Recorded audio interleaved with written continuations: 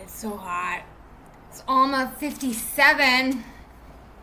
Helaman recounts the taking of antiparah and the surrender and later the defense of cumeni.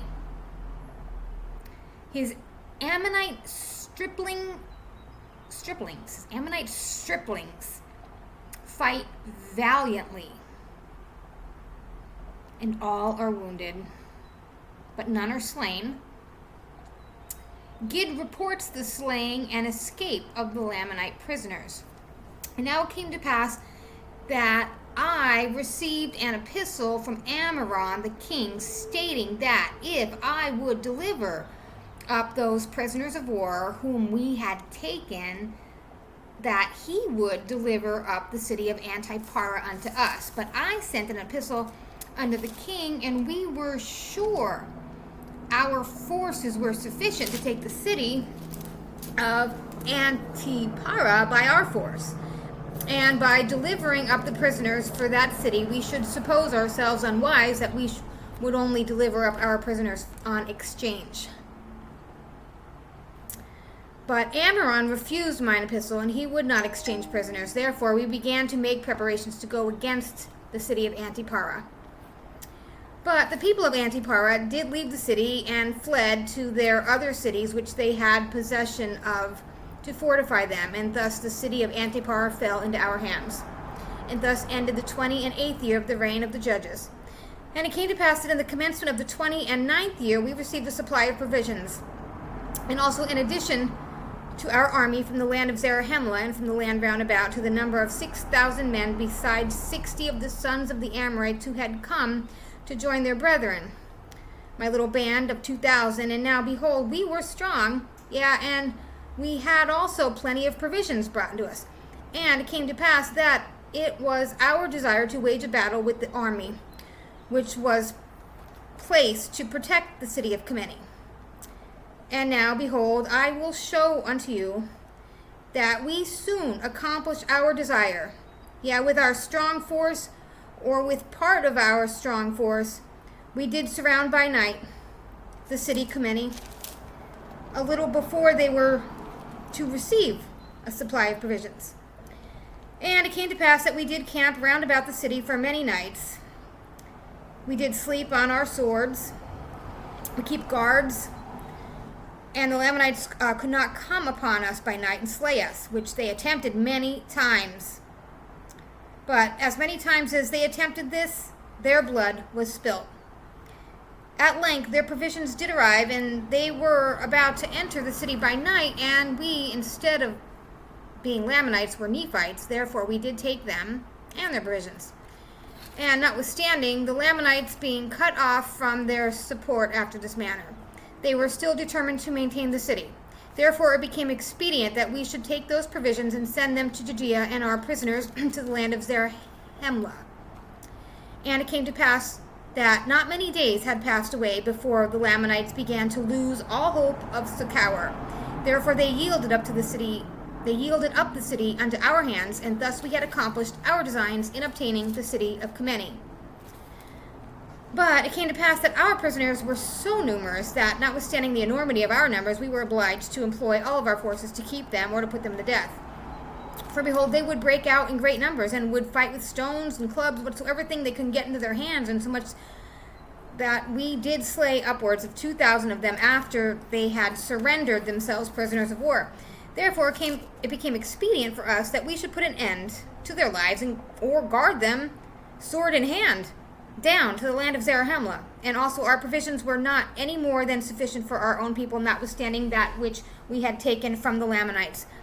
And now, in the critical circumstances, it became a very serious matter to determine concerning these prisoners of war. Nevertheless, we did resolve to send them down to the land of Zarahemla. Therefore we selected a part of our men and gave them charge over our prisoners to go down to the land of Zarahemla. But it came to pass that on the morrow they did return. And now, behold, we did inquire of them concerning the prisoners, for behold, the Lamanites were upon us, and they returned in season to save us from falling into their hands. For behold, Ammonite had sent to their support a new supply of provisions, and also numerous armies of men. And it came to pass that those men whom we sent with the prisoners did arrive in season to check them, as they were about to overpower us. But behold, my little band of 2,060 fought most desperately. Yeah, they were firm before the Lamanites, and did administer death unto all those who opposed them.